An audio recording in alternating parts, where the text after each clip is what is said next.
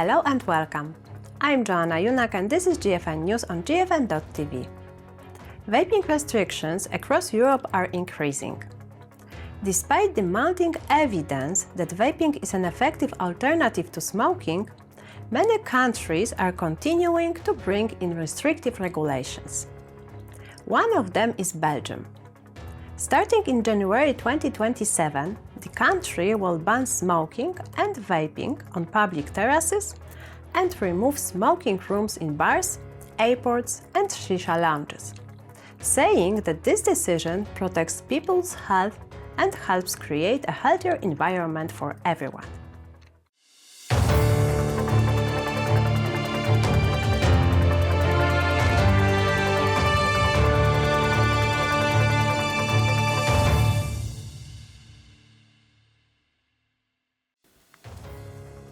Joining us today to shed more light on the current vaping laws in Belgium is Alberto Gómez Hernández, Policy Manager at the World Vapers Alliance. Hello, Alberto. When we spoke last time, Belgium had decided to ban the sale of disposable e-cigarettes. Now, it's planning to introduce yet more restrictions. So, could you please update us on the vaping situation in the country? Yes, so the situation on vaping and in general and alternative nicotine products in Belgium is very restrictive. Regarding vapes, disposable vapes have been banned since the start of the year, since January 2025. Flavors are still allowed, but there are discussions happening within the government to ban them soon, arguing that they are attractive to children. And then also earlier this year, on April 1st, display ban came into effect, which basically forces shop owners to not display the products in the store shelves.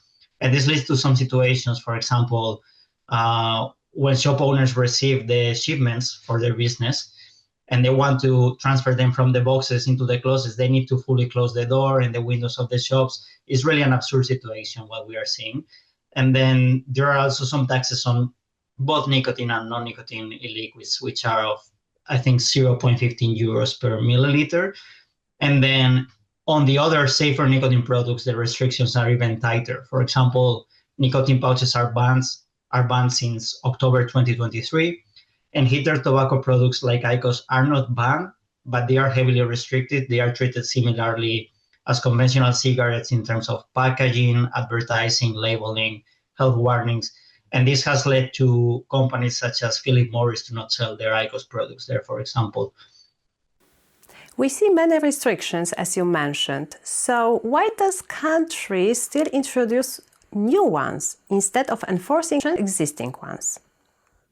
Well, there are two reasons. First of all, the Belgian government, and especially the Belgian health minister, Frank van den Broek, have been arguing that these restrictions are not enough.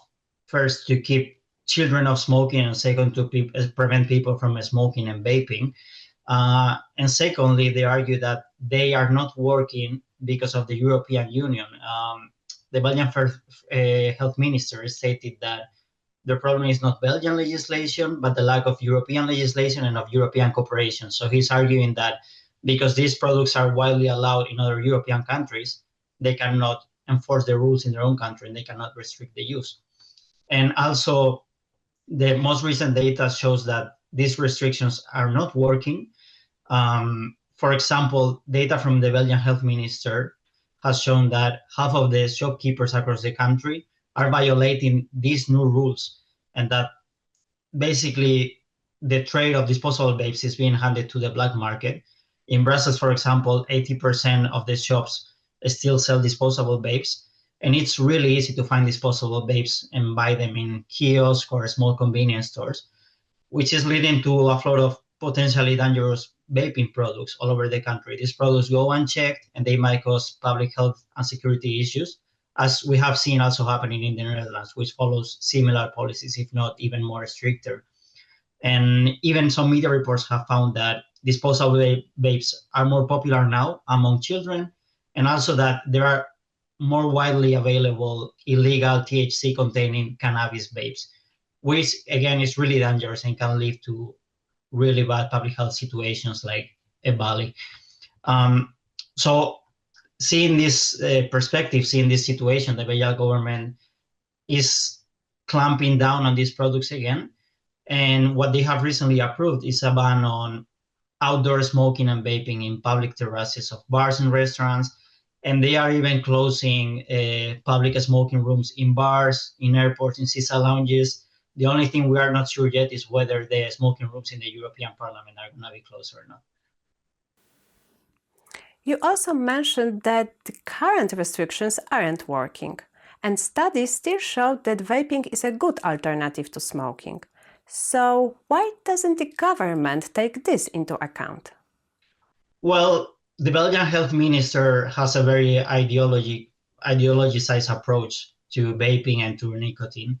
And he's one of the fierce critics of alternative nicotine products in the European Union. So he doesn't really care about the data. He just wants to clamp down in all products. He keeps believing that they are targeted for children and that they are not useful for adult smokers to quit. And so he has been pushing as well for a new wide ban on flavored electronic cigarettes.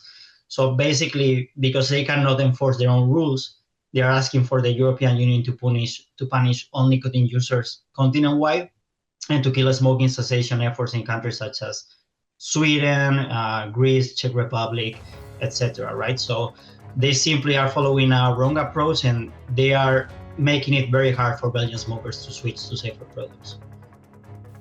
Thank you, Alberto. That's all for today. Tune in next time here on GFN TV or on our podcast. You can also find transcriptions of each episode on the GFN TV website. Thanks for watching or listening. See you next time.